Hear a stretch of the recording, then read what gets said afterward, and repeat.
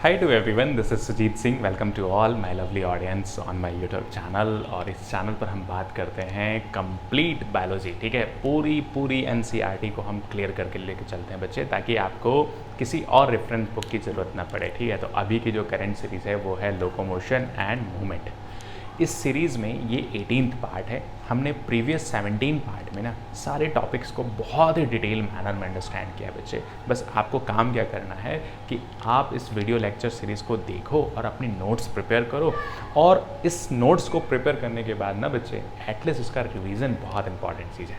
तो चलो आज के टॉपिक को हम स्टार्ट करते हैं। तो आज के टॉपिक में हम बेसिकली ये अंडरस्टैंड करेंगे जॉइंट्स के बारे में। ठीक है, जॉइंट्स के बारे में हम अंडरस्टैंड करेंगे। अब देखो, यहाँ से अगर हम एक छोटा सा पॉइंट बताएं, सीसॉ गेम कभी खेला है आपने? सीसॉ गेम कभी खेला है आपने? सीसॉ गेम कभी आपने खेला है? तो सीसॉ गेम में बेसिकली बीच में क्या होता है, एक फलक्रम होता है, एक क्या होता है, फलक्रम होता है, जिसको हम F से रिप्रेजेंट कर देते हैं। और बेसिकली होता क्या है कि जब भी कोई पर्सन ऐसे तो नहीं बनाते, बट हम इसको इस तरीके से अंडरस्टैंड करते हैं। ठीक है, जब भी कोई हम वेट रखेंगे तो बेसिकली क्या होगा, ये नीचे की तरफ जाएगा। ठीक है, जब नीचे की तरफ जाएगा तो बेसिकली क्या होगा,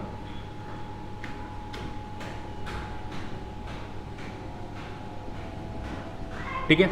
अब देखो हुआ क्या कि ये क्या है आपका, यही जॉइंट है जो फलक्रम को हम रिट्रेट करते हैं। ठीक है, और बेसिकली यहाँ से क्या होगा, यहाँ से क्या होगा इस सीसॉ गेम में बेसिकली। ठीक है, तो ये आपका हुआ सीसॉ गेम। ठीक है, इसको बोलते हैं फलक्रम, इसको बोलते हैं फलक्रम।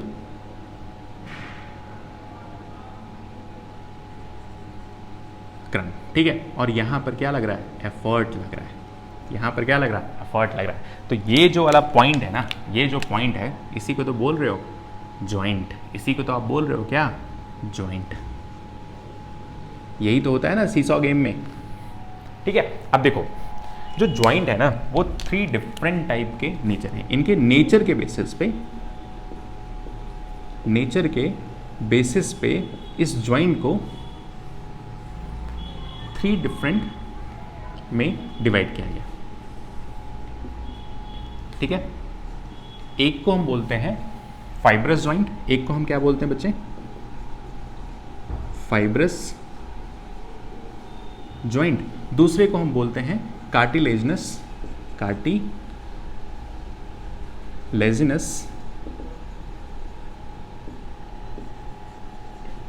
जॉइंट, और तीसरे को हम बोलते हैं साइनोवियल जॉइंट। तीसरे को हम क्या बोलते हैं, साइनोवियल जॉइंट। ठीक है, तो ये 3 डिफरेंट टाइप के जॉइंट हैं, फाइब्रस जॉइंट, कार्टिलेजिनस जॉइंट और बेसिकली साइनोवियल जॉइंट। अब देखो फाइब्रस जॉइंट में होता क्या है कि यहाँ पर कोलेजन का डिपोजिशन होने लगता है। ठीक है, तो due to deposition of collagen, और कोलेजन के डिपोजिशन की वजह से ये जो जॉइंट है ना वो काफ़ी हार्ड हो जाता है। और ये जो डिपोजिशन होता है ना ये एंड टू एंड होता है, एंड टू एंड। तो एंड टू एंड होने की वजह से और बहुत ज़्यादा हार्डनेस होने की वजह से ये इमूवेबल हो जाता है,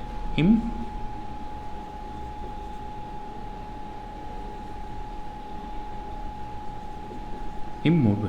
ठीक है, मीन्स यहाँ पर मूवमेंट नहीं होता है। अब जैसे इसके अगर एग्जाम्पल की आप बात करो, तो ये जॉइंट्स कहाँ पे प्रेजेंट होते हैं, तो प्रेजेंट इन स्कल बोन के अंदर ही कौन से जॉइंट प्रेजेंट हैं, फाइब्रस जॉइंट प्रेजेंट है। इस बात को आप याद रखना। ठीक है, और ये इमूवेबल होते हैं, means not able to move. ठीक है, इनमें कोई मूवमेंट नहीं होता है।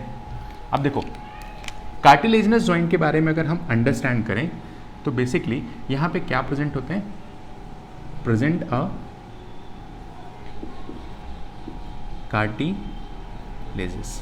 ठीक है, अब कार्टिलेजिस जो हैं बेसिकली, कार्टिलेजिस जो हैं बेसिकली प्रेजेंट होते हैं यहाँ पर, और कार्टिलेजिनस के प्रेजेंट होने की वजह से ये सेमी मूवेबल होते हैं, सेमी मूवेबल होते हैं। ठीक है, अब इसके अगर एग्जांपल्स की अगर हम बात करते हैं तो हमने अंडरस्टैंड किया कि वर्टिब्रल कॉलम, दो वर्टिब्रल कॉलम के बीच में जो जॉइंट प्रेजेंट होते हैं वो कौन से हैं, कार्टिलेजिनस जॉइंट हैं। दो वर्टिब्रल कॉलम के बीच में जो प्रेजेंट हैं, जैसे इंटरवर्टिब्रल डिस्क, ये किसका एग्जांपल है, कार्टिलेजिनस जॉइंट का। तो अगर हम बात करते हैं इसके एग्जांपल, तो इंटर वर्टिब्रल डिस्क ये कहाँ पे प्रेजेंट होते हैं, present between two vertebral column,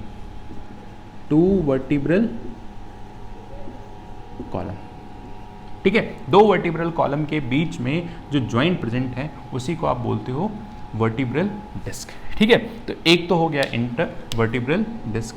ठीक है, दूसरा अगर हम बात करते हैं, दूसरा हमने अंडरस्टैंड किया प्यूबिस सिम्फाइसिस। क्या बात किया बच्चे, प्यूबिस फाइसिस, ये कहाँ पे प्रेजेंट होते हैं, कहाँ पे प्रेजेंट होते हैं, अभी हमने लास्ट लेक्चर में अंडरस्टैंड किया कि ये बेसिकली दो कॉक्सल बोन को कनेक्ट करने के लिए रिस्पॉन्सिबल होते हैं प्यूबिस सिम्फाइसिस। ठीक है, तो ये कहाँ पर प्रेजेंट होते हैं, तो ये basically present in pelvic girdles में। ठीक है, तो अंडरस्टैंड किया कि इनमें कार्टिलेज के प्रेजेंट होने की वजह से ये सेमी मूवेबल जॉइंट्स हैं, सेमी मूवेबल जॉइंट्स हैं, याद रखना है इस चीज़ को। ठीक है, अगर हम साइनोवियल जॉइंट्स के बारे में हम अंडरस्टैंड करते हैं, साइनोवियल जॉइंट्स के बारे में हम अंडरस्टैंड करते हैं, तो बेसिकली इन जॉइंट्स के बीच में these joints are filled by synovial fluid,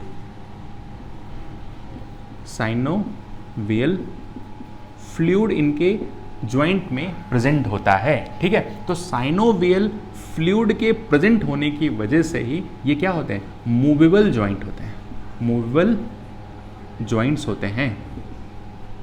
ठीक है, अब इसके अगर हम एग्जांपल्स की बात करते हैं तो बेसिकली हमने ये अंडरस्टैंड किया कि ball and socket joint, ball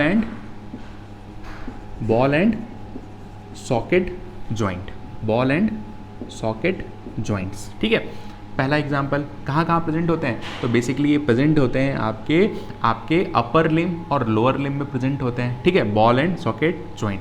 दूसरा अगर हम बात करते हैं तो नी जॉइंट, नी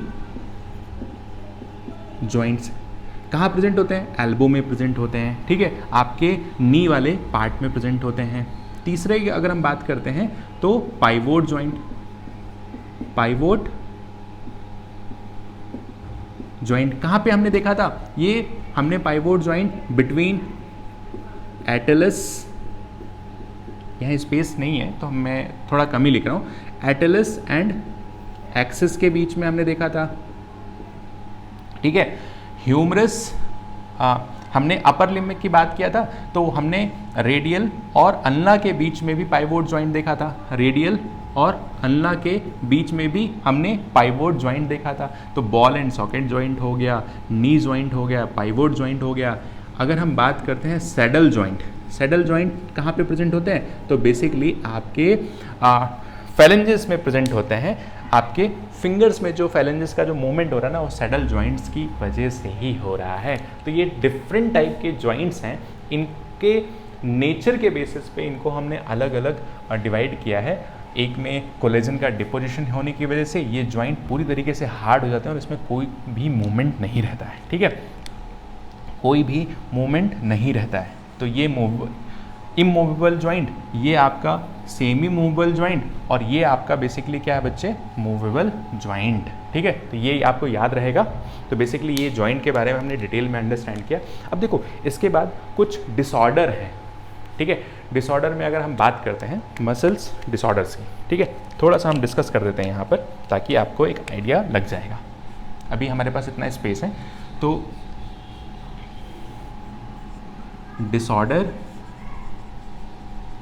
इन मसल्स, आपको पढ़ना क्या क्या है मैं वो बता देता हूँ और इस चीज़ को आपको समझा भी देता हूँ कि बेसिकली ये मसल्स में जो डिसऑर्डर है ना, जैसे पहला तो आपको पढ़ना है अर्थराइटिस।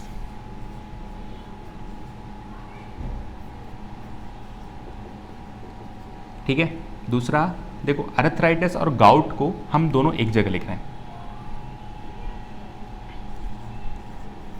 इसके पीछे रीज़न ये है कि दोनों ही किसकी वजह से होता है, due to inflammation in joint.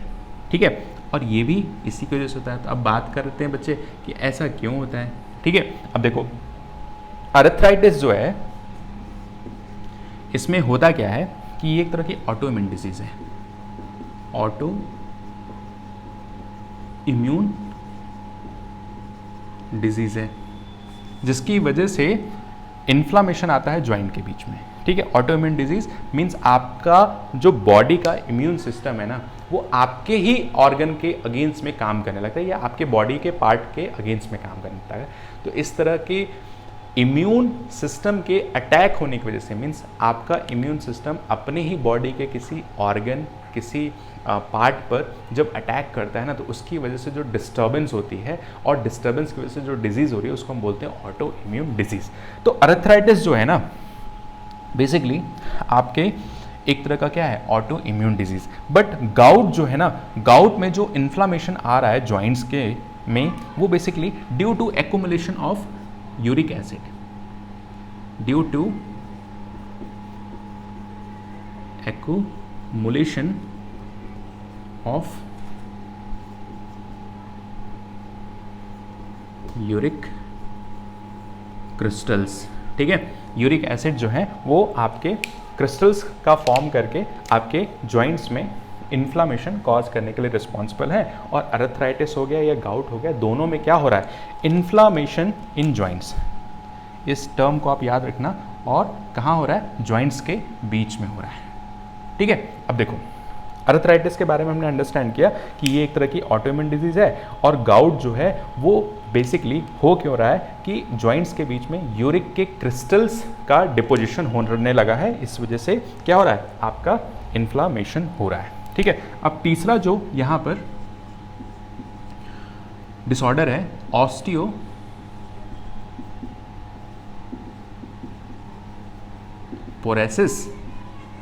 फिर आपका आता है क्या बच्चे, अर्थराइटिस, गाउट, ऑस्टियोपोरोसिस और मस्कुलर डिस्ट्रॉफी।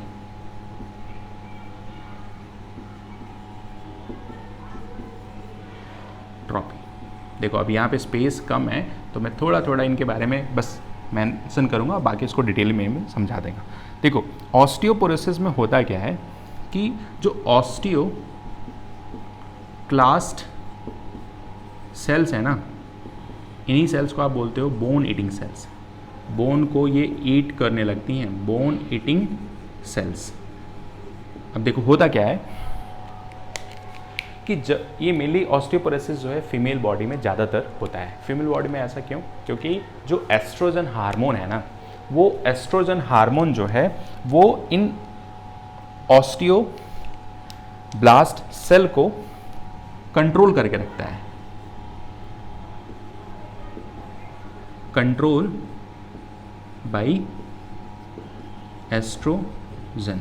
ठीक है, अब एस्ट्रोजन जो है फीमेल बॉडी में, जब तक फीमेल बॉडी में मेनोपॉज की स्टेज नहीं आती है, एस्ट्रोजन उनके ब्लड में मेंटेन रहता है। ठीक है, अब जब एस्ट्रोजन मेंटेन है, उसका लेवल मेंटेन है ह्यूमन फीमेल के ब्लड में, तो एस्ट्रोजन जो है ये ऑस्टियोक्लास्ट सेल को कंट्रोल करके रखेगा। मींस ये तब तक अपने फंक्शन को परफॉर्म नहीं कर पाएंगे, मीन्स बोन को ईट नहीं करेंगे। लेकिन जैसे ही फीमेल बॉडी में मेनोपॉज की स्टेज पे पहुंचती हैं फीमेल्स, तो मेनोपॉज होने का मतलब है बच्चे यहाँ पर कि एस्ट्रोजन का डिक्रीज होना है। एस्ट्रोजन जब डिक्रीज होगा तो ऑस्टियोक्लास्ट जो है वो अनकंट्रोल हो जाएंगे। जब अनकंट्रोल होंगे तो ये ऑस्टियोक्लास्ट जो सेल है ना, ये बोन को जाके ईट करने लगती हैं। मींस बोन के अंदर पोरेसिस, पोर्स क्रिएट कर देते हैं। जब बोन्स के अंदर पोर्स क्रिएट कर देंगे, जब बोन्स के अंदर से मिनरल को निकाल देंगे, तो बेसिकली बोन क्या हो जाएगी, बहुत वीक हो जाएगी, तो बहुत फ्रेजाइल हो जाएगी। इसीलिए ओल्ड एज की जो लेडीज़ होती है ना, अगर वो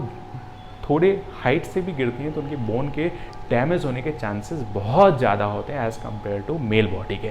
तो फीमेल बॉडी में मेनोपॉज के बाद एस्ट्रोजन का लेवल कम, एस्ट्रोजन का लेवल कम, तो ऑस्टियोक्लास्ट सेल अब कंट्रोल में नहीं रहेगी, अब वो अनकंट्रोल हो गए। तो अनकंट्रोल होने के बाद क्या करेगी, वो बेसिकली जाएगी फीमेल बॉडी के बोन्स में और वहाँ से उस बोन को ईट करने लगेगी। ईट क्या करेगी, उसमें के जो मिनरल्स प्रेजेंट है ना, उनको वो ईट करने लगती है। ठीक है, तो मेनोपॉज के बाद ऑस्टियोपोरोसिस होने के चांसेस फीमेल बॉडी में ज़्यादा होते हैं। मस्कुलर डिस्ट्रॉफी में क्या होता है, स्मूथ मसल्स का डीजनरेशन होने लगता है जेनेटिक डिजीज़ की वजह से। जेनेटिक डिफेक्ट अगर किसी के बॉडी में प्रेजेंट है तो उनमें बेसिकली जो बॉडी के अंदर स्मूथ मसल्स हैं, मसल्स को भी हमने कैटेगराइज किया है।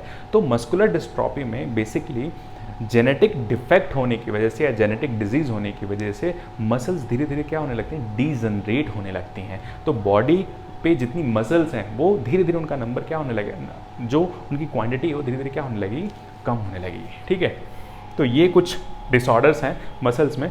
और अर्थराइटिस, गाउट दोनों में क्या होता है, इन्फ्लामेशन होता है। ऑस्टियोपोरोसिस में बेसिकली ऑस्टियोक्लास्ट सेल्स होती हैं। मेनोपॉज के बाद एस्ट्रोजन का लेवल कम हो जाता है, जिसकी वजह से ऑस्टियोक्लास्ट जो सेल हैं वो बेसिकली अनकंट्रोल होकर के बोन को ईट करने लगती है। ठीक है, चलो, तो ये सीरीज़ ऑल पूरी कंप्लीट हो चुकी है। पूरे चैप्टर को हमने काफ़ी डिटेल मैनर में अंडरस्टैंड किया और आप अपनी नोट्स को प्रिपेयर करो, जितना हो सकता है ना बच्चे प्रीवियस ईयर के क्वेश्चन पेपर को भी सॉल्व करते चलो। Thank you.